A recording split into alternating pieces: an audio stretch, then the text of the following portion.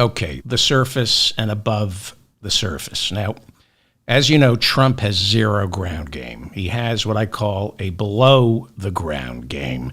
There is stuff Trump's doing on social media that we can't see. And he's also planning something big and illegal to tie this election up, first in Congress, then in the Supreme Court, and finally in the House of Representatives, where, if it gets into the House of Representatives, he will be awarded the presidency. Again, if the House of Representatives has to vote on who is going to be the president, like back in 1876, he wins. I'll explain this. This is the below the ground game nobody's seeing.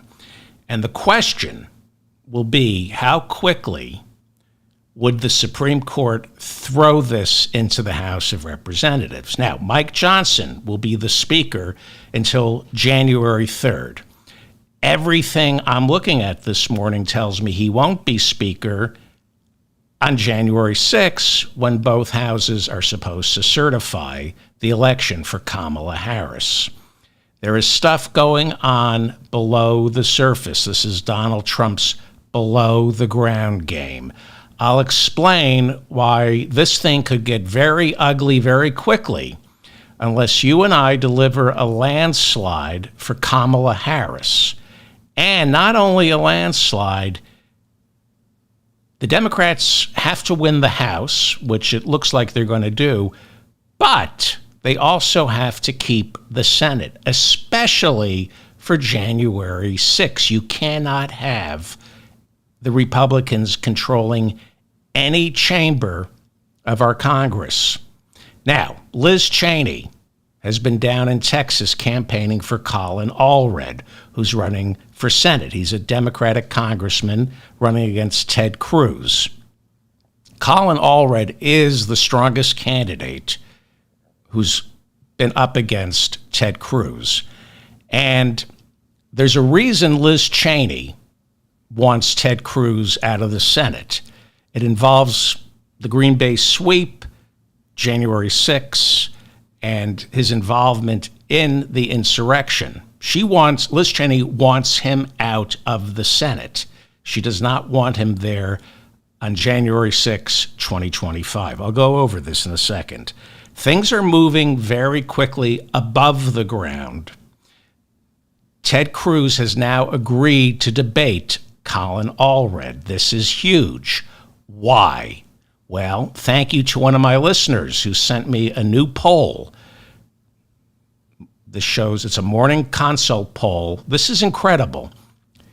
Colin Allred is now leading Ted Cruz by 2 percentage points in a morning consult poll that came out 2 days ago. Thank you to a listener who emailed me that poll. It's happening very, very quickly. Things are changing very quickly. And while I'm optimistic and I know things will get better, they will also get ugly. And it's up to you and me to decide how ugly things are going to get. We have to win this thing. This is the mop-up for September 21st, 2024. I'm David Feldman in New York City. Thank you so much for finding me. Please like this episode so I remain in your feed. As I said, I read all your comments. Feel free to leave one or contact me over at my website. And please share this episode. It's the best way to help me and this community out. We're going to have a Vice President Debate Watch Party October 1st. Good versus evil. It's the final battle, Coach Walz versus J.D. Vance. I'll have more details next week on how we can all get together on October 1st to watch the debate and then talk about it. I'm David Feldman here in New York City, where 2 deputy mayors working for New York City Mayor Eric Adams had their cell phones seized by federal agents as the Justice Department, the IRS, and the FBI investigate the mayor's office. Our police commissioner was forced to resign last week, and the school's chancellor also had his phone seized. Well, what's going on? I think the feds are just cracking down on too much screen time. I think that's what it is. The government is seizing all the phones because everyone who works for Mayor Adams, from the police commissioner, the chancellor of schools, to the 2 deputy mayors, they're spending way too much time on social media. That's why the feds are seizing their phones. I think that's it. This is Wisconsin Republican Congressman Glenn Grothman, who appeared on C-SPAN yesterday, blaming Democrats for trying to kill the SAVE Act. The SAVE Act is a bill crafted by Speaker Mike Johnson and his boss, Donald Trump, earlier this year, a bill that makes it illegal for non-citizens to vote in federal elections, even though it's already illegal for non-citizens to vote in federal elections, which is why it never happens. With the 2024 budget expiring on September 30th, and no 2025 budget to replace it, Donald Trump has reportedly given Mike Johnson orders to shut down the government on October 1st if Democrats refuse to pass a continuing resolution with the SAVE Act attached to it. After Johnson's first attempt failed this week to pass what is called a dirty continuing resolution with the SAVE Act attached, Congressman Grothman, Republican, went on C-SPAN on Thursday and said there is rampant evidence of undocumented immigrants voting in federal elections. He went on to say it's obvious this is exactly what Democrats want. They want undocumented immigrants to vote for Kamala Harris, which is why they refuse to vote for the continuing resolution with the SAVE Act attached. When Republican Congressman Grothman was asked by C-SPAN, "You say there's overwhelming evidence of undocumented immigrants voting in federal elections. Can you cite any of that evidence?" Congressman Grothman answered, quote, "Well, I haven't seen any evidence yet, but I know it exists. We all know it exists," unquote. There is zero evidence of voter fraud. Zero. There is zero evidence of undocumented migrants voting in federal elections. Zero. But this is Donald Trump's below-the-ground game. Donald Trump has already begun planting the seeds of another stolen election myth. He's already accusing Democrats of busing in millions and millions and millions of migrants to vote for Kamala Harris in key battleground states. And part of his plan is to get Democrats on record, like this week or last week, this week, get Democrats on record to vote against the SAVE Act so he and his flunkies like Congressman Grothman can say, see, they're for undocumented migrants voting.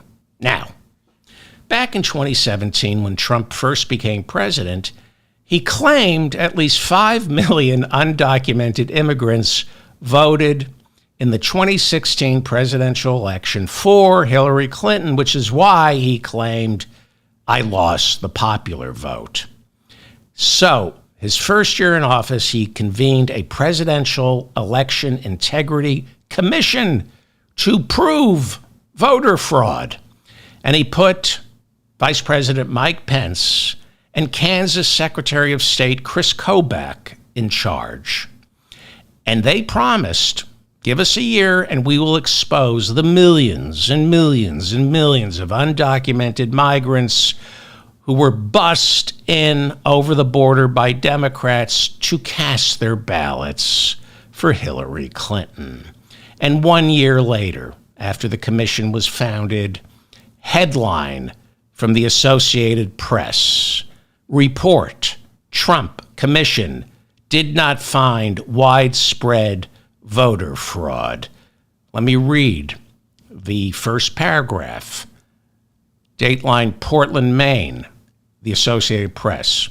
The now disbanded Voting Integrity Commission, launched by the Trump administration, uncovered no evidence to support claims of widespread voter fraud, according to an analysis of administration documents released Friday. Get a screenshot of that if you want. August 3rd, 2018. There has never been evidence of voter fraud. Zero. It does not exist. There is not a single shred of evidence of any undocumented migrants or immigrants voting in federal elections. Zero. Trump knows he's going to lose. There's new polling out this morning that tells an even worse story for Donald Trump and the Republicans. Worse than the story we were telling yesterday. I'll go over that later. But suffice to say, Kamala Harris's post-debate bounce is uniform, and it's solidifying her lead nationally as well in 3 key battleground states that comprise the blue wall, especially Pennsylvania. She is leading consistently for the past 6 weeks, according to the polling averages in Pennsylvania. Game over. Trump knows after he loses, his life starts getting more dismal. It goes from pathetic to tragic after November 5th. He faces, and we all know this, he faces years of litigation, all this while debt on his commercial real estate that's completely underwater. All that debt starts coming due. And of course, Melania will want half of what's left. There's also the distinct possibility of prison. Now, I've been getting serious traction on something I mentioned earlier this week. And I checked with a couple of constitutional scholars to make sure I'm not pulling this out of my you-know-what. You might remember, if you watch every show, I said, forget the Supreme Court's July 1st ruling on presidential immunity. I said, I suspect special counsel Jack Smith is thinking, who cares that the court ruled ex-presidents can't be tried for crimes they committed while performing official duties in the White House? Who cares? Because Trump has been committing new crimes since he left the Oval Office, and he doesn't get to enjoy any of the immunities delineated by the Supreme Court's July 1st ruling. I double-checked on this. Right now, Donald Trump is a private citizen, and he is committing crimes, and he's about to commit even worse crimes after he loses. We all know this. I wouldn't venture a guess as to what new crimes special counsel Jack Smith might begin charging Donald Trump with after November 5th. But I have a feeling topping the list is wire fraud. We know Trump's Save America PAC raised hundreds and hundreds and hundreds of millions of dollars promising to investigate voter fraud after he lost the 2020 election. Right after Election Day 2020, he set up the Save America PAC and began raising hundreds of millions of dollars because he said that's what he needed to investigate voter fraud. Close to 4 years later, nobody knows where that money went. I have heard that former New York City Police Commissioner under Rudy Giuliani, Bernard Kerik, told special counsel Jack Smith last year that he, Bernard Kerik, was hired by Rudy Giuliani right after the 2020 election to dig up evidence of voter fraud. And Rudy Giuliani promised his old police commissioner, Bernard Kerik, that Trump would pay him through this newly created Save America PAC, set up the day after Election Day. But that paycheck for Bernard Kerik never materialized. Never. Trump raised hundreds and hundreds of millions of dollars, but he still owes Rudy Giuliani roughly $3 million. We know that from Rudy's bankruptcy filings. Rudy never got paid for all that work trying to prove election fraud. And that means Bernard Kerik also never got paid.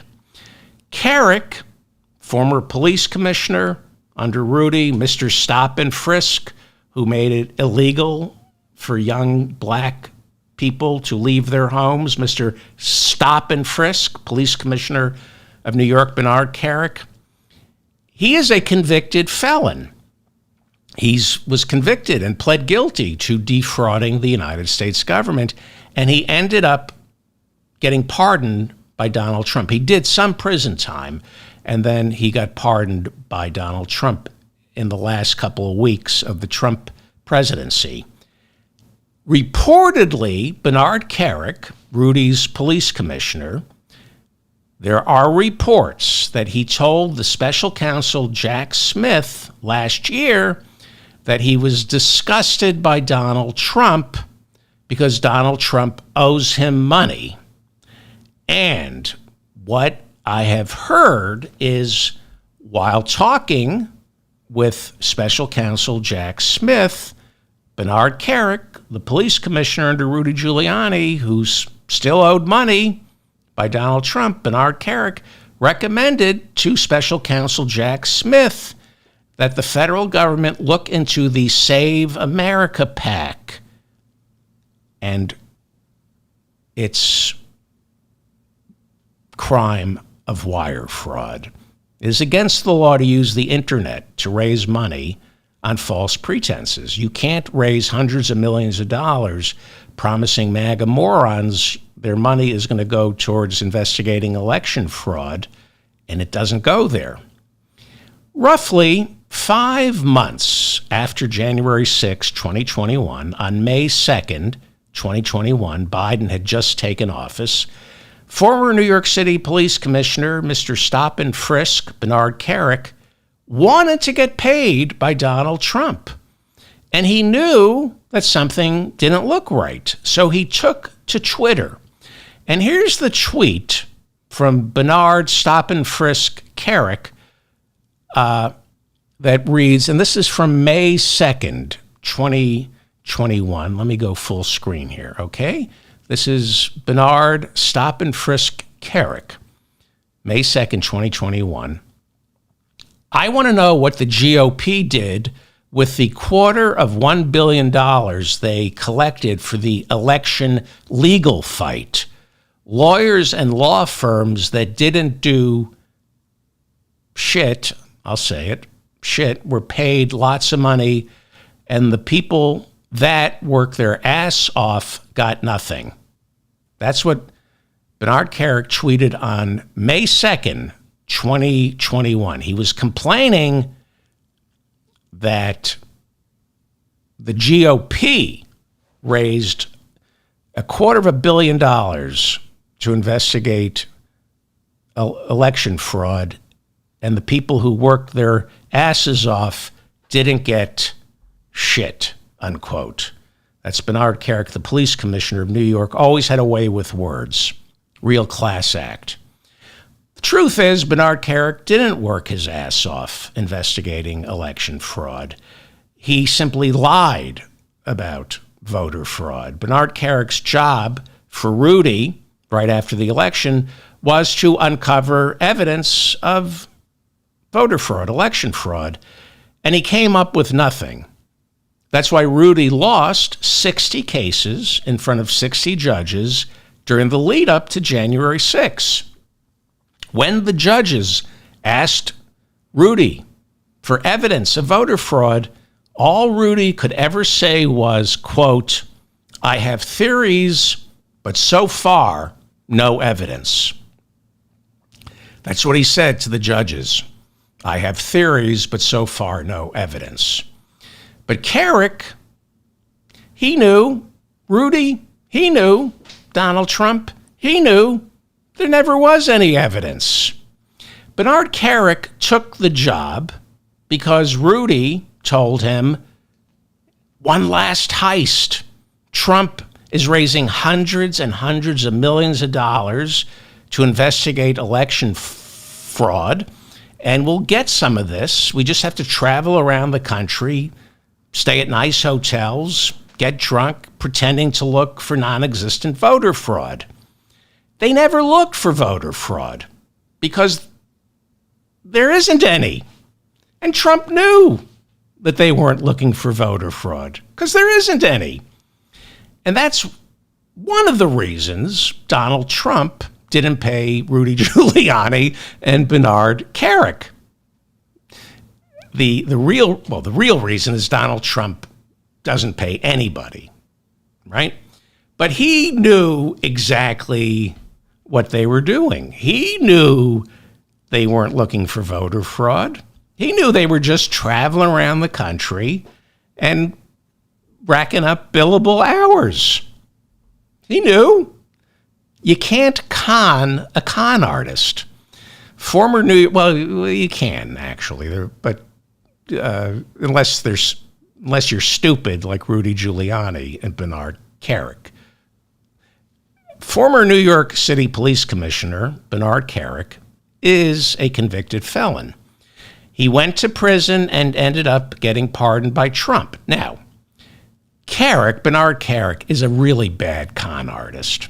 Right after 9/11, he began using an apartment this is sacrilege, and he still shows up at Ground Zero on September 11th with Rudy. This is what a pig Bernard Stop and Frisk Kerik is. Right after 9/11, he was using it's funny. I know it's about 9/11, but it's funny. But I'm not going to laugh because it involves 9/11. Right after 9/11, Bernard Kerik began using an apartment right near Ground Zero that had been reserved for first responders to sleep and shower in.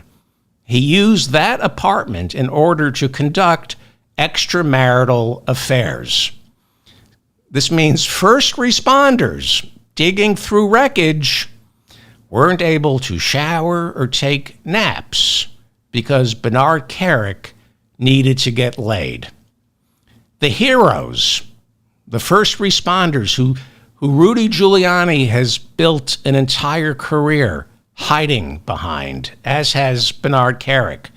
The first responders couldn't get into their apartment because sex machine Bernard Kerik is too cheap to spring for a motel room when he cheats on his wife. Well, he's also, besides being a felon, is chicken shit. Bernard Stop and Frisk Kerik, the police commissioner of New York, he's chicken shit.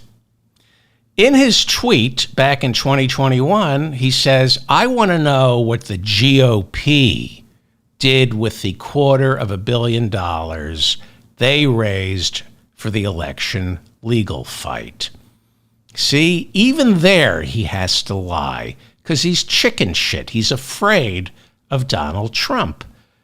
Bernard chicken shit Kerik knew full well when he tweeted this that the GOP completely washed its hands of Donald Trump's election fraud claims within weeks of Donald Trump's loss to Joe Biden.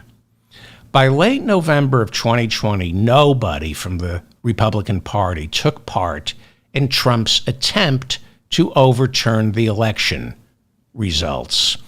Romney's niece or cousin was chairman of the RNC. She helped out with the election, the false elector scheme. I don't know how she didn't get indicted, but everybody else in the Republican Party, especially the lawyers, washed their hands of the 2020 election after Trump lost. All the Ronna McDaniel, Romney, that's her name, Romney's, what is she, cousin, niece? But all the Republican lawyers closed up shop, went home, wanting nothing to do with it. So the lawyers for Trump after Election Day in 2020 were Rudy Giuliani, Jenna Ellis, Sidney Powell, John Eastman, and Kenneth Chesebro. And, of course, police commissioner and convicted felon Bernard Kerik. They were all part of the legal team, the investigative team, assembled by Donald Trump. They didn't work for the government, and they didn't work for the GOP. And Bernard Chicken Shit Kerik knows this. That $250 million raised for the election legal fight immediately after Donald Trump lost, that was raised by Donald Trump and his newly created Save America PAC. It had nothing to do with the GOP, and Bernard Kerik knew that when he tweeted it. But Kerik had just been pardoned by Donald Trump, so he didn't want to piss him off. 2 years later, Bernard Kerik still had not gotten paid. And the Save America PAC had, by May, it had raised $250 million. After Bernard Kerik tweeted that, the Save America PAC went on to raise hundreds and hundreds and hundreds of millions of dollars, and no money for any of the lawyers or Bernard Kerik. So 2 years later, Kerik still had not been paid, and he was angry. And he was called to testify before special counsel Jack Smith's Washington, D.C. grand jury, the election interference case. Kerik, we are pretty certain, cracked. We are pretty certain he told special counsel Jack Smith to look into wire fraud, to charge Trump with raising hundreds and hundreds and hundreds of millions of dollars that Bernard Kerik reportedly, we are told, said is unaccounted for. All raised on false premises and promises. Donald Trump set up the Save America PAC the day after Election Day, promising to look into election fraud. Millions, $250 million by May of 2021, according to Bernard Kerik.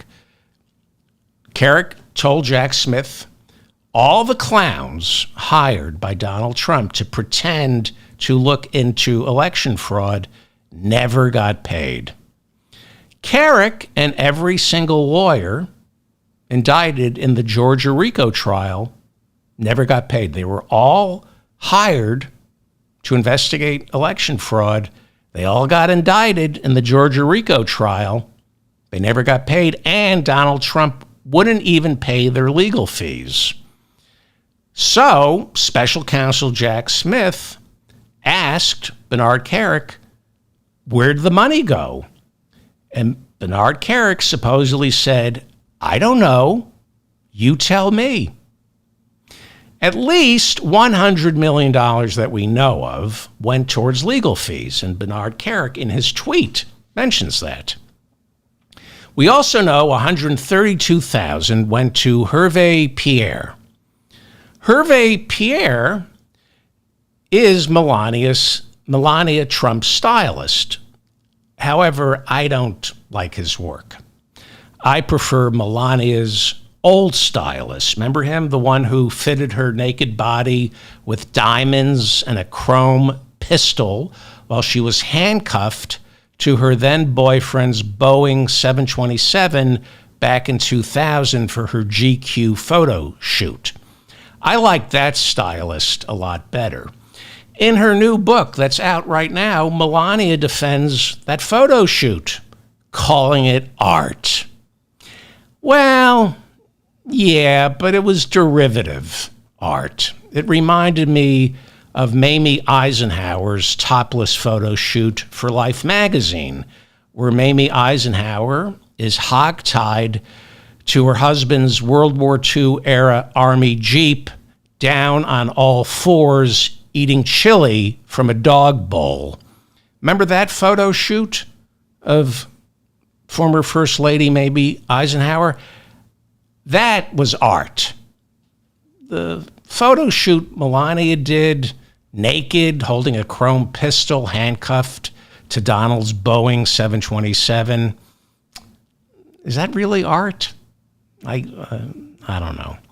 The point is, New York Magazine reported last year that hundreds of thousands of dollars from the Save America PAC went for portraits of Donald and Melania that they donated to the Smithsonian. But not a single penny went to any of the lawyers or Bernard Kerik who investigated or pretended to investigate election fraud. About $100 million out of the Save America PAC reportedly has gone towards the lawyers who are keeping Donald Trump out of prison, as well as defending him in the civil fraud trials and the E. Jean Carroll trials. Now, nobody knows if that's legal. Well, we do know it's legal. The problem is the FEC, the Federal Elections Commission, is evenly split between Republicans and Democrats. And the Republicans on the FEC refuse to issue the obvious ruling that money donated to a political action committee cannot be used for legal expenses.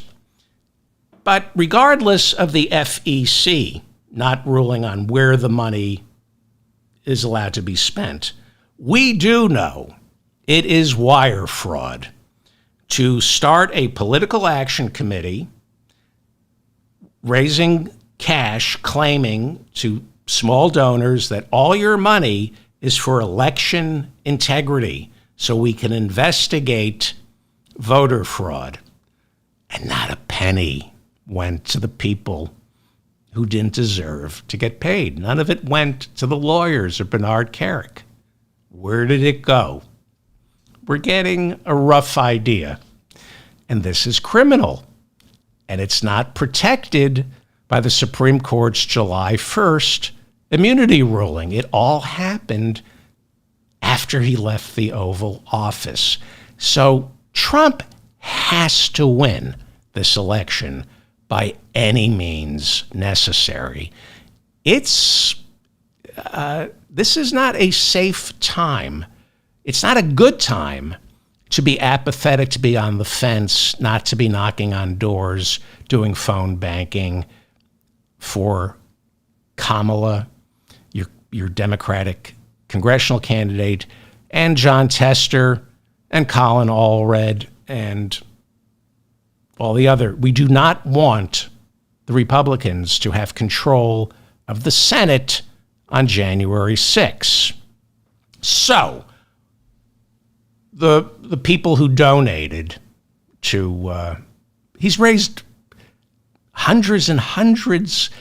By May 2nd of 2021, the Save America PAC had already raised $250 billion. That was more than 3 years ago. He's still raising money. How much? New York Magazine reports that more than 60% of all the money raised for Donald Trump's Save America PAC came from retirees on fixed incomes. Let me just smell that for a second. New York Magazine reports that New York Magazine reports that more than 60% of all the money raised for the Save America PAC came from retirees on fixed incomes. But don't worry, Trump voters. Don't worry, Trump senior citizens, you're going to get it all back when Donald Trump becomes president and guts Social Security and Medicare and orders the Federal Trade Commission to drop yesterday's lawsuit filed against pharmacy benefit managers who jack up the price for life-saving drugs like insulin. I'll talk about that over the weekend. Most of this money for the Save America PAC, in fact, all of it, practically all of it was raised and then spent after Trump left office. All of this is wire fraud, committed outside the protective blanket of presidential immunity, no matter what the Supreme Court said on July 1st. I checked with several constitutional scholars, and some people have written me and said, you're absolutely right. Even this Supreme Court cannot protect Donald Trump from the crimes he commits after leaving office. Wire fraud is the crime we can be somewhat certain Jack Smith is prepared to charge Donald Trump with after November 5th of this year, assuming Trump loses, which he's going to. Now, Donald Trump is staring into the electoral abyss. What fresh crimes is Donald Trump guilty of right now? What fresh crimes that we don't know about is he guilty of right now? What fresh crimes will Donald Trump be committing as he descends deeper and deeper into the bunker as he wages his final battle, not caring who or what he destroys on his way down? I doubt he will be able to summon another January 6th style insurrection. Then again, who knows? Who knows? Who knows what will happen when the moment of truth for Republicans arrive? Who knows where their loyalty will be? With Donald Trump or the Constitution? Who knows how many true believers exist in and out of our government? We know, I've read you the numbers, we know a vast majority of Republicans believe this election is the final battle between good and evil.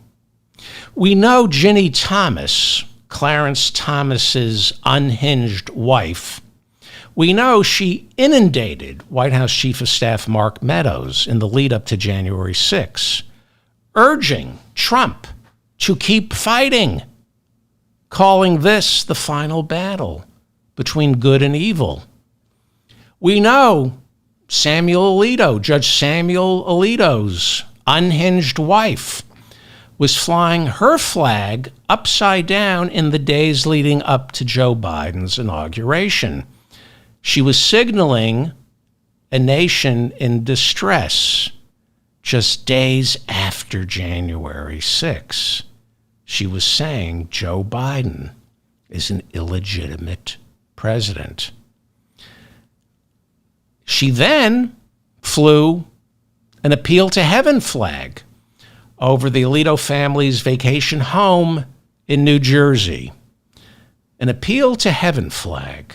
Now, that was the flag carried by many into the Capitol on January 6. A lot of those insurrectionists that day subscribe to what is called an apostolic biblical worldview, where Christian nationalists are instructed to conquer the seven mountains of society. I've done a lot of shows on this. That same appeal to heaven flag now stands outside Speaker Mike Johnson's office door. See that? As we speak, Mike Johnson is waving an appeal to heaven flag outside his office door in the Capitol. The same flag some of the insurrectionists carried into that building on January 6th because they believed, as a vast preponderance of Republicans believe, that this is the final battle between good and evil. We know Donald Trump, after he loses, will want a repeat of January 6th. We now know he's going to be claiming that millions and millions and millions of migrants were bussed into the battleground states to vote for Kamala Harris. And we know there are willing accomplices inside the pro-Putin wing of the Republican Party, specifically in the House of Representatives, who will once again attempt to create enough chaos in the lead up to January 6th that the Supreme Court will be forced to either award the presidency to Donald Trump or, more conceivably, but equally bad, throw the election into the House of Representatives like they did in 1876, where, because of how each state is weighted in the voting, Donald Trump would win the presidency, despite losing the popular vote and the Electoral College on November 5th. Now, that was always the plan. That was the plan back in 2020. I've gone over the polling. At no point in 2020 was there a polling average showing Joe Biden losing. There was never any polling averages showing Joe Biden losing. They hatched a plan. They knew Donald Trump early on, by, I would say, September of 2020, they knew that he was going to lose. And that's why John Eastman was called in to already set up challenges, election fraud challenges. They knew he was going to lose. We know that. We know that. It was always the plan in 2020. It's the plan again, but it's bigger and better this time. It's the below the ground game none of us are seeing. Because the Supreme Court, we know, the Supreme Court has been delaying the prosecution of all the participants from January 6th, federally. Trump, the unindicted co-conspirators, we figured when those indictments came down a year ago, by now, Jack Smith would be targeting Boris Epstein, Mark Meadows, Rudy Giuliani, Kenneth Chesebro. Did I mention Rudy Giuliani? But the Supreme Court has slow-walked, delayed the prosecution, which means the plan for 2020 is now the plan for 2024. All it takes is true believers willing to risk it all in the battle between good and evil. What do I think the chances are for a repeat of January 6th or worse? Well, the presidential election will be certified, or it's supposed to be certified, on January 6th. Now, up until 2020, it was always a ceremonial procedure. But Trump changed that. Granted, there are new laws passed in late 2021 spelling out that January 6th is purely ceremonial. Joe Biden and the democratically controlled Senate and House were able to pass new legislation saying January 6th is purely ceremonial. Homeland Security is beefing up protection on January 6th. But on January 3rd, the new members of Congress will be sworn in. On January 3rd, whoever wins the House and the Senate on November 5th of this year will be sworn in 3 days before January 6th. We have a new Congress on January 3rd. Up until January 3rd, Mike Johnson will be Speaker of the House. He will not be able to pass any laws because the Democrats control the Senate and Joe Biden can veto. He won't be able to pass any laws, but he can give credence to claims of a stolen election.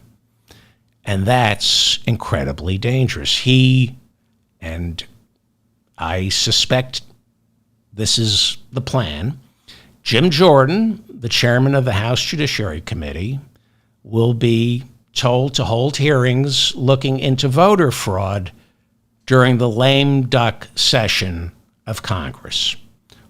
Donald Trump, on November 5th, is going to refuse to concede. He's going to claim millions and millions of non-citizens voted for Kamala Harris. And Mike Johnson is going to say, we should find out. We owe it to the voters to find out. And that's, shouldn't we investigate this? Shouldn't we investigate this? Knowing that he's lying, he's being disingenuous, but he's hiding under the cover of, shouldn't we find out if this election was stolen by migrants? And of course, the hearings won't change anything other than convincing millions and millions of Americans that Kamala Harris and the Democrats stole the election. Okay, now, it's a given that the Democrats are going to win back the House. But it's also given that the Democrats are going to lose the Senate. As of this morning, Colin Allred's 2-point lead over Ted Cruz notwithstanding, it's a given. If the election were held today, the Democrats would win the House, lose the Senate. Trump has been able to control Republican members of the House. Trump's tentacles never reached into the Senate because Mitch McConnell, his horrible right-wing politics notwithstanding, is still an institutionalist. His wife quit the Trump cabinet right after January 6th. So Mitch McConnell stood up to Donald Trump, except for the Supreme Court. He is returning to the Senate for the next Congress, but will have no leadership role. So as of this morning, Republicans are going to take the Senate. Trump knows this. What kind of chaos could a Republican-controlled Senate create starting on January 3rd when they take the Senate? What kind of chaos will Speaker Mike Johnson create until January 3rd, having Jim Jordan looking into voter fraud, and then assuming Hakeem Jeffries becomes the Speaker, we don't know who's going to head the Senate if the Republicans take it. Jim Jordan will hand off to the Senate on January 3rd his work proving election fraud. What mischief will a Republican-controlled Senate create on January 6th? Mike Johnson, as Speaker, he wrote the amicus brief that went before the Supreme Court claiming election fraud. What mischief, what will Mike Johnson and Jim Jordan do to reinforce the idea that the election was stolen? You don't have to convince a majority You just need to convince a couple of million MAGA morons that the election was stolen before you hand the gavel over to Hakeem Jeffries, the new Democratic Speaker, on January 3rd. Even worse, but it's not going to happen, what if Mike Johnson and the Republicans keep the House of Representatives?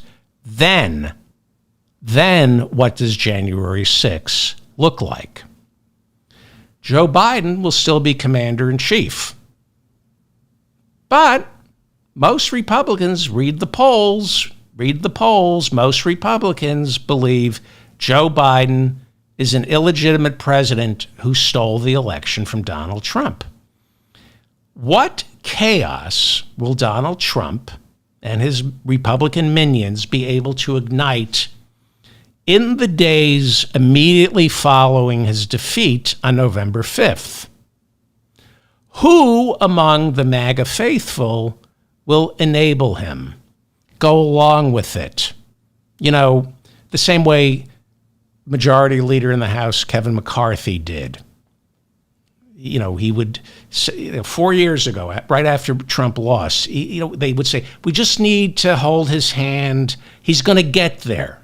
This is what McCarthy said. He's going to get there. We just need to ease Trump into acceptance of his defeat.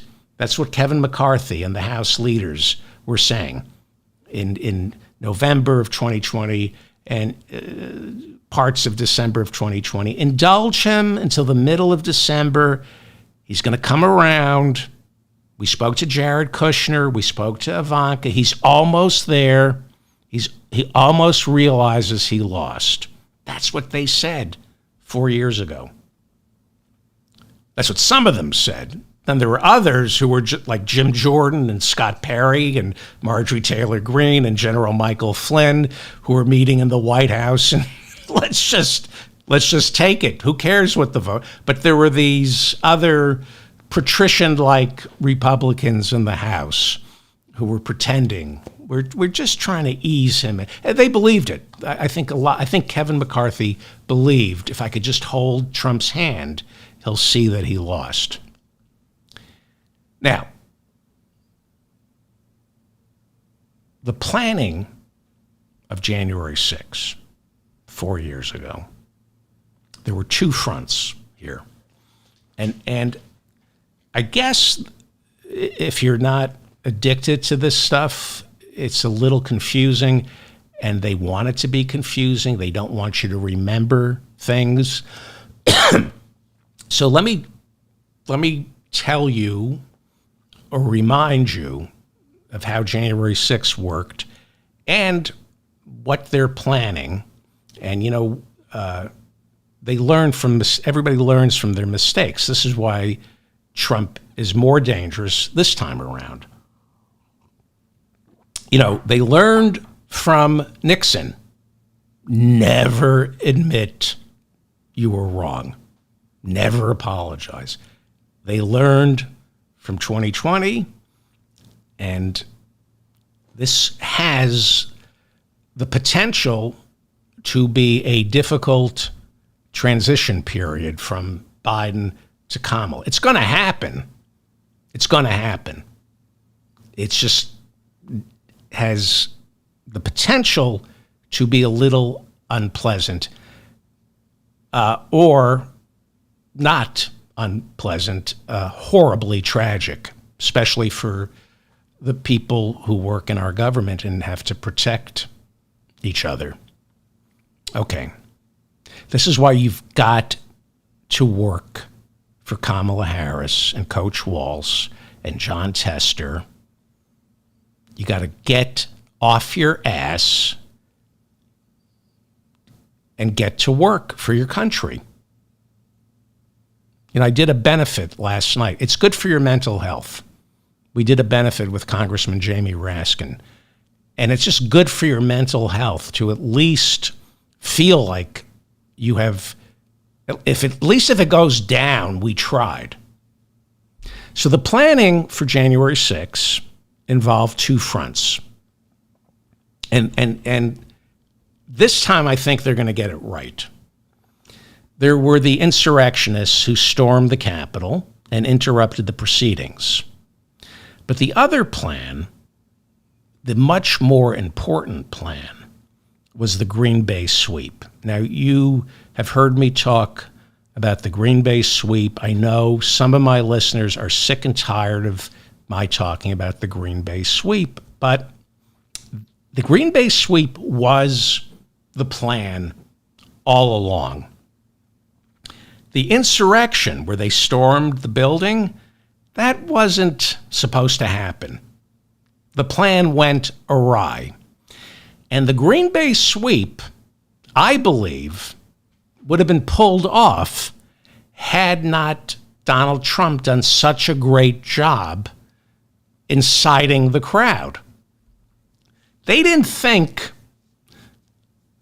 the people who came up with the Green Bay sweep didn't think they were going to storm the Capitol. They thought the MAGA morons were going to linger outside the Capitol and create a creepy pall over the ceremony. Okay. The people who organized the Green Bay sweep, there were two fronts. There were two competing groups working under Donald Trump, those who were trying to incite an actual insurrection and the more refined mechanics of the Constitution were trying to employ the Green Bay sweep.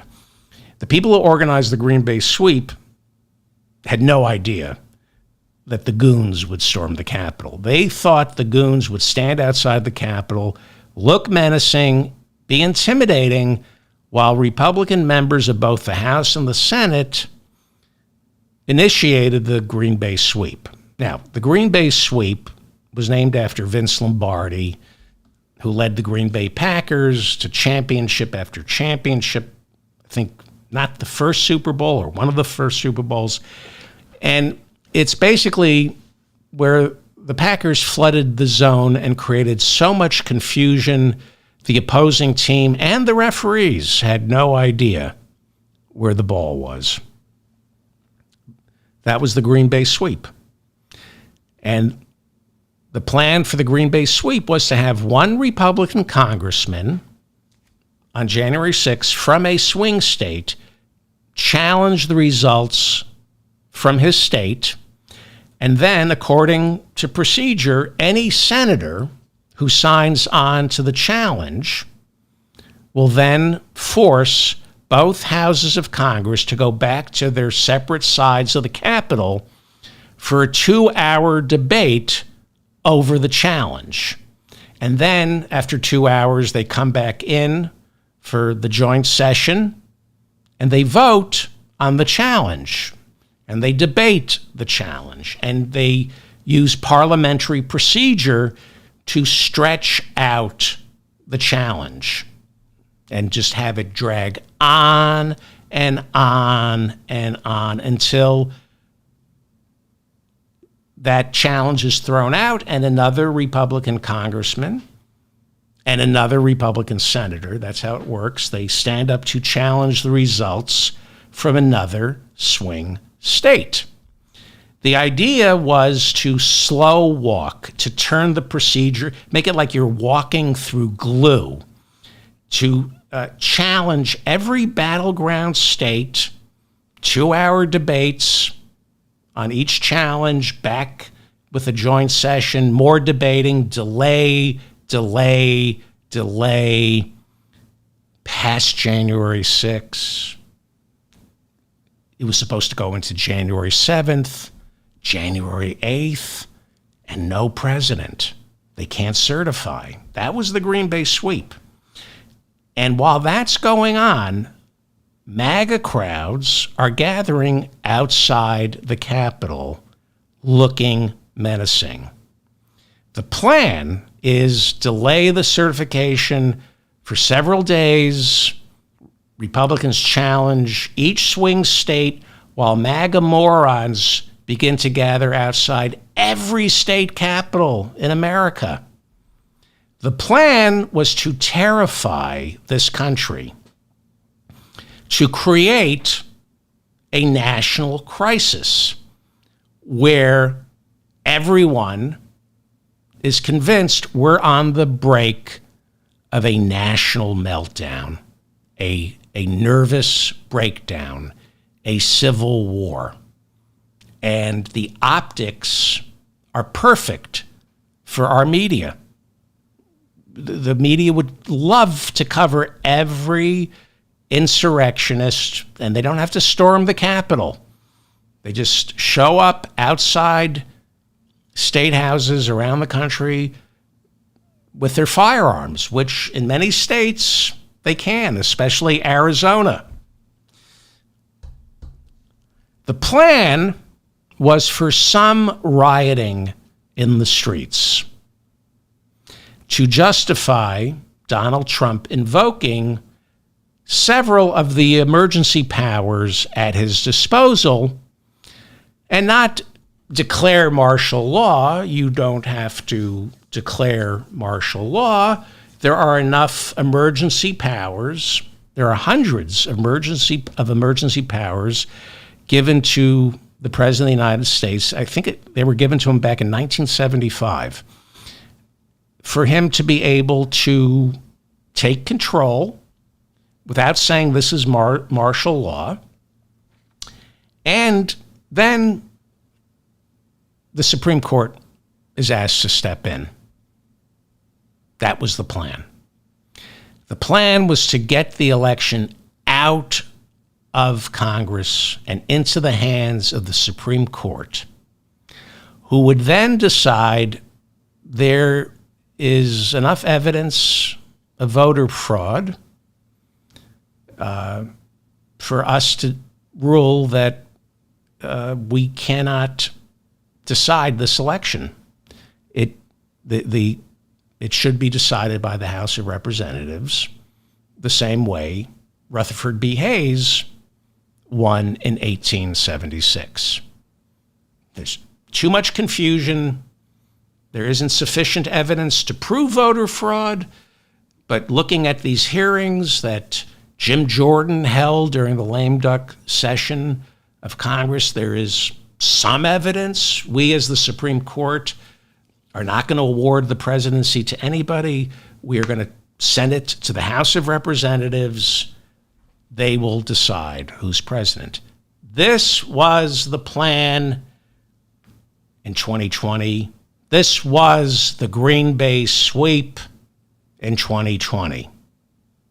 And this is the plan once again. The people who devised the Green Bay sweep knew that if the 2020 presidential election got thrown into the House of Representatives, Donald Trump wins. Now, some of you are saying, and rightfully so, wait a second, Nancy Pelosi was the Speaker of the House. Well, even though Democrats controlled the House of Representatives, the way they would vote for a president, according to the law, is each state gets one vote. So there are 50 votes for president. And the vote is determined by the congressional delegation voting. So if you have, if you're California, which has, I think, 52 members of Congress, they go off and they vote for president. And if it's 52, and let's say, 10 are Republican and 42 are Democrat, one vote for Joe Biden. That's it. That's how it works. There are more red states than blue states. I've shown you maps where it's a sea of red. If you look at Joe Biden's victory, it's a sea of red. There are more red states. Nobody lives there, but there are more red states than blue states. Trump would win. So, is this complicated? Am I spelling this out? Because if you don't, if I'm not doing a good job explaining this, then you're not going to understand or know how to protect. You're not going to understand what they're trying to do until it's too late. I know it's a little hard to understand, especially if you're, if you follow other things. The plan is get this election decided by the House of Representatives. When the House of Representatives votes for president, each state gets one vote. Let me just go over this because it's California, I think, has 52 members of Congress. They get one vote. One vote. Same as Wyoming. I'm not even sure Wyoming actually exists. Nobody's been able to prove to me that Wyoming is actually a place. I think Wyoming has one member of Congress. It used to be Liz Cheney, right? Well, in 2020, Wyoming had a majority of one Republican House member. So that would be one vote for Trump, assuming Liz Cheney went along with that. She probably would have gone along with it had there not been the insurrection. I don't know. Nah, I'm reading her book. She knew this was up. That's not fair to Liz Cheney. I apologize. She would not have gone along with this. I'm like 50% convinced she wouldn't have gone along with it. So Wyoming, let's just say Wyoming, Liz Cheney goes along with it. Wyoming gets one vote. California gets one vote. They have 52 members of Congress, I think. 40 are Democrats, 12 are Republicans, let's say. They take a vote. California gives one vote to Biden. Wyoming gives one vote to Trump. More red states than blue states. Trump's elected president, reelected in 2020. The people who created the Green Bay sweep knew Trump would have won if they can just get it into the House of Representatives. And the plan was working on January 6th. Paul Gosar, the congressman from Arizona, he was standing up challenging Arizona's results, saying there's evidence of voter fraud. We cannot accept this slate of electors. And Texas Senator, Republican Ted Cruz, signed on to Arizona Congressman Paul Gosar's challenge. And they were standing up, making the challenge to Arizona. Both houses, there was a joint session of Congress to certify, and they were about to send both houses of Congress back to their respective chambers for 2 hours to debate Paul Gosar's challenge, just as the MAGA morons broke through the doors. And everyone went running for cover. The MAGA morons were not supposed to break into the Capitol. They were supposed to linger outside as the Green Bay sweep went on for days and days, creating so much confusion, the court would have ordered the House of Representatives to decide the election. Nobody was more disappointed by the storming of the Capitol on January 6th than the two men who devised the Green Bay sweep, because the storming of the Capitol destroyed their chances of the Green Bay sweep ever coming to fruition. And who devised the Green Bay sweep? Steve Bannon, Trump's campaign manager, then political director in the White House. Then he left the White House, but became a minister without portfolio, secretly advising Donald Trump in the last 2 or 3 years of his administration, and economic czar, trade czar, Peter Navarro. And they were working with this guy, Jim Jordan, in the House of Representatives to get as many members of the House to issue challenges on January 6th, to string the certification of the election, to string it out for as long as possible, make it take days while angry mobs gathered outside the Capitol, as well as state capitals all over America. The January 6th committee subpoenaed a lot of people, and practically everyone complied, except for 3 people. A couple of others, I think Scott Perry didn't comply as well, the Pennsylvania congressman, for another show. 3 people refused to comply with the congressional subpoena from the January 6th committee. Congressman Jim Jordan refused to comply. And he was on the phone with Trump in the lead up to January 6th, and we know he was on the phone with Donald Trump all day on January 6th. He was on the phone with Trump before Trump gave the speech, after he gave the speech, during the insurrection, after the insurrection, and they were still trying to figure out how to stop the certification. I know that's hard to believe, that you watch January 6th and you think, well, they're going to stop trying to stop the certification. Rudy Giuliani, John Eastman were still working the phones after the insurrection,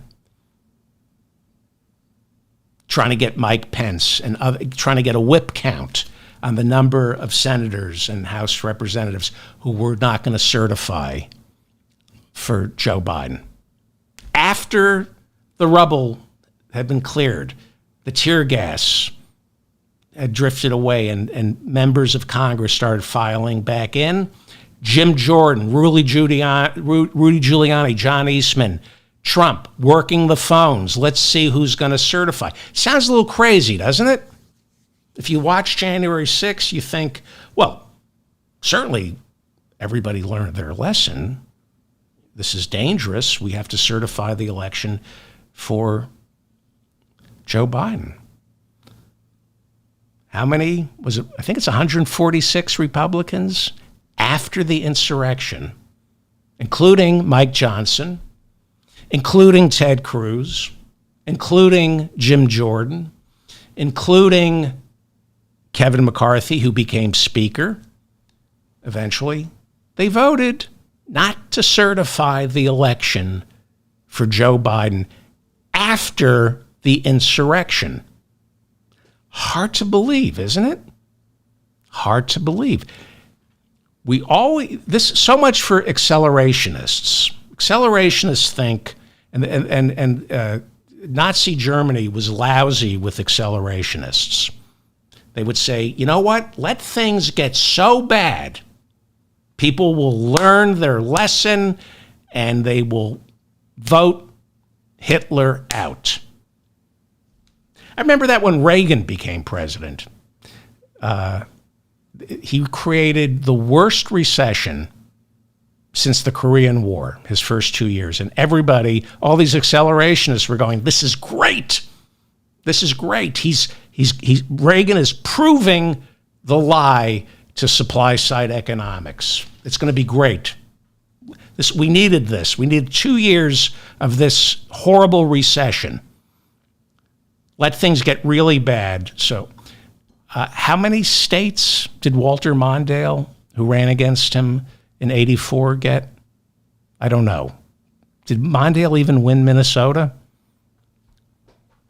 After the insurrection, I don't know. I have it somewhere. 140 Republicans still voted not to certify for Joe Biden.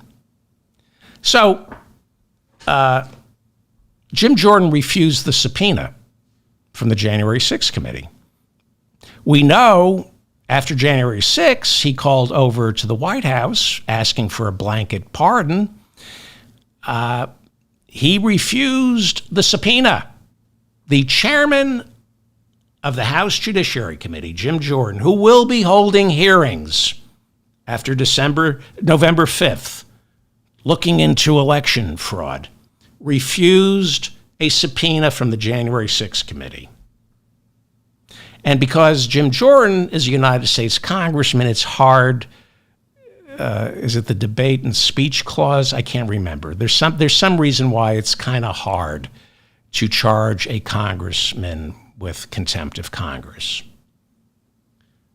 But Peter Navarro and Steve Bannon, the guys who invented the Green Bay sweep, they refused to comply with the subpoena from the January 6th committee.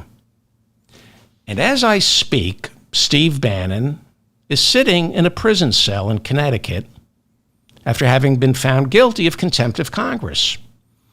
Peter Navarro was released from prison during the week of the Republican convention, where he spoke, a returning hero at the convention after serving his 4 months for contempt of Congress. Bannon and Navarro refused to testify. They refused to rat out Donald Trump and, I'm going to say 146, 147, I don't know, 150 Republican members of Congress who refused to certify the election for Joe Biden after the insurrection. What could they have told the January 6th committee about the Green Bay sweep, which they invented? What could they have told us about the 150 Republican members? I don't have the exact number. It's like 100 and, I want to say 147. 150 members, Republican members of Congress who held the line, obeyed the Green Bay sweep and voted not to certify, even though 140 Capitol police officers were sent to the hospital. 5, 6 ended up dead. The Green Bay sweep, and I know some of you are sick of my talking about the Green Bay sweep, but if you want to understand the below the ground game that's going on right now in the Trump campaign, this is it. It's very much alive. And these Republicans will not accept the election results, partly because they're terrified of Donald Trump, but mostly because they don't believe in democracy. Read Project 2025. These people do not believe in democracy. They rather trust you with a gun than a vote. And too many of these Republicans, and some of them are in the Supreme Court, believe this is a battle between good and evil. And in the battle between good and evil, you win, as Jim Jordan said in the lead up to January 6th, you win this anyway, anyhow. Doesn't matter how you win, you just win. That's kind of what the beloved Vince Lombardi, who grew up in Englewood, New Jersey, went to St. Cecilia Catholic school in Englewood, New Jersey. Vince Lombardi. It was like winning is everything. It's not, winning isn't the only thing, it's everything, or winning isn't everything, it's just, you win. You win. You have to win. Vince Lombardi, Green Bay sweep. Get in there and win.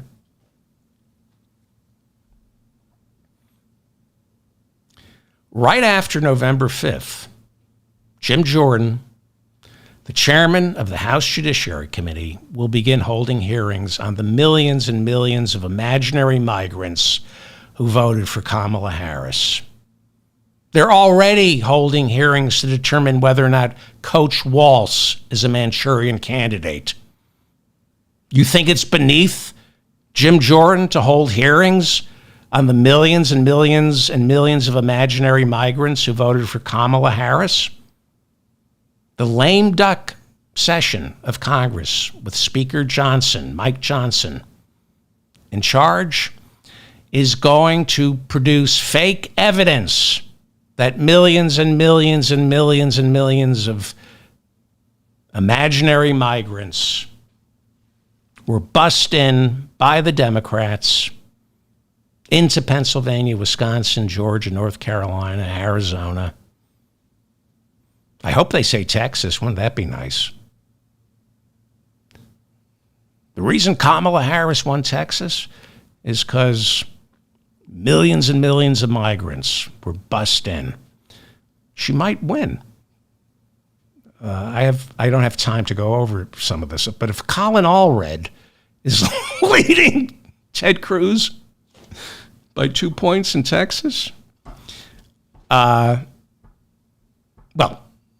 this time around, the Republicans, everybody learns from their mistakes. Nobody repeated Nixon's mistakes when George W. Bush became president, and nobody repeated, no embedding, no troops, no press people are allowed to freelance in Iraq.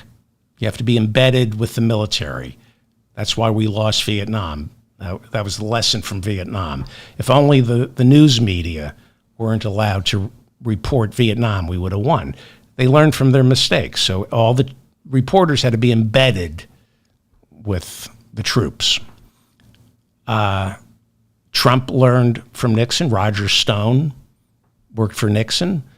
So they learned from January 6, 2020, and they're going to learn from this time around. They're going to try to do it right. No goons crashing into the Capitol, destroying the Green Bay sweep this time around. They'll be outside the Capitol looking scary. You read the July 1st Supreme Court ruling. You watched how this Supreme Court delayed and delayed the prosecution of Donald Trump. They kept his name on the ballot after Colorado kicked him off. How do you think the court is going to rule after 3 months, right? November 5th, and then you got about 3 months. You got a lame duck session with Speaker Mike Johnson, Jim Jordan holding these hearings, Donald Trump, all these Republicans sowing doubt about Kamala Harris's victory. How do you think this court, with the 6-3 Republican majority, is going to rule when the Green Bay sweep puts it in their hands? You think they're going to say what? They're going to say, well, we got to let the House of Representatives decide this the same way they did in 1876. And Donald Trump becomes president based on the lie that millions and millions and millions of migrants voted illegally for Kamala Harris. That could happen. I don't think it will, but I also didn't think January 6th was happening. I remember talking to guests on this show laughing about how funny it's going to be trying to get Donald Trump to leave the Oval Office. We all thought, he's going to be holding on to a chair, they're going to be dragging him out. Ha, ha, ha. Nobody saw January 6th. So Kamala Harris, she has to win by a landslide. Got to take the House, and you got to keep the Senate. What are you doing for Colin Allred? What are you doing for John Tester? Get to work. The steal is already afoot. I'm David Feldman, reminding you to stay strong and protect the weak. Thank you for watching. We're going to do a vice presidential debate watch party on October 1st. I'll have more information about this battle between good and evil. I mean, who is gooder than Coach Walsh? And who is more eviler than J.D. Vance? Please check out shopdavidfeldman.com. Help keep the lights on. Let me show you some merch here as I take a nap. I'm kidding. We have some new stuff here, right? There's still a Democrat t-shirt, right? I like that. The MAGA hats, there are 3. There's one that says MAGA. Then there's another one, MAGA for Kamala. And then MAGA moron. I like the MAGA one because you want to buy gifts for your MAGA friends. So you just, hey, look, I don't agree with you, but here's a MAGA hat. And then on the back, it says low IQ individual. I would assume they can barely read the word MAGA. I doubt they'll be able to decipher low IQ individual. MAGA for Kamala. That'd be a fun thing to wear to a Trump rally. And I think MAGA moron, I actually think some MAGA morons out there would proudly wear that. Buy a gift for a MAGA moron. The worst case scenario mug, it's the map showing you that it is impossible for Kamala Harris to lose. She gets to 270. It's a mug with a map showing that all she needs to do is win Wisconsin, Michigan, Pennsylvania, and she's president. Nice souvenir of the 2024 presidential election. This is how Donald Trump sees himself as the king, and underneath it says Genghis Khan, C-O-N. 30 credible sexual assault allegations against Donald Trump. This is the Predator mug. I did that with just Photoshop. I like that. It's him as a predator. This I like. It's Donald Trump in Edvard Munch's The Scream. It's a beautiful mug. I've shown it to you in the past. And another gift for your MAGA moron friends, Trump 2028, dressed as a Generalissimo. The David Ferdman Show collection from my nephew Leonard, who can't spell. The David Ferdman Show hoodie, the David Ferdman Show mug, the David Ferdman Show t-shirt. It's part of the David Ferdman Show collection. We're a lifestyle brand here. I'm going to be like Martha Stewart. We have separate collections. This is the David Ferdman Show collection. What else here? The Still a Democrat coffee mug. I like this. The Made in Los Estados Unidos coffee mug. The official Donald Trump fart filtration mask. This is what the pros wear. If he's coming to your town, make sure you pick up the official Donald Trump fart filtration mask. And if you want to hurt my feelings and remind me that I'm not as smart as I think I am and that I haven't cultivated an audience of highbrow intellectuals, pick up the #1 seller at shopdavidfeldman.com. Break my heart, emasculate me, make me feel small. The Chef's Apron with the words, "Hope you're in the mood for diarrhea," which really keeps my store going. Everything, I don't know, people pick up others. This is who I am. When I have to look in the mirror, I'm reminded, who am I kidding? My audience only buys the "Hope you're in the mood for diarrhea" Chef's Apron. I mean, they buy other stuff, but this is basically what you think of me. Thank you to Mila and Bob in the chat room. Please subscribe to my newsletter and this channel. Please like this video. From what I understand, if you like the video, I remain in your feed. And the best way to help is to share this. share this episode with everybody. Thank you to everybody who shares these episodes. And thank you for your comments, especially to the listener who sent me that morning console poll showing Colin Allred leading Ted Cruz by 2 percentage points. Things are happening. Things are happening, and they're happening very quickly. All right. I am probably not going to do a show tomorrow. I will probably do a show the day after tomorrow, but I may do one tomorrow. 2:30 a.m. Eastern. I'm sticking to that. Thank you so much for listening to this. I can't thank you enough. But please, an hour a week for the Democratic Party. Please. Thank you.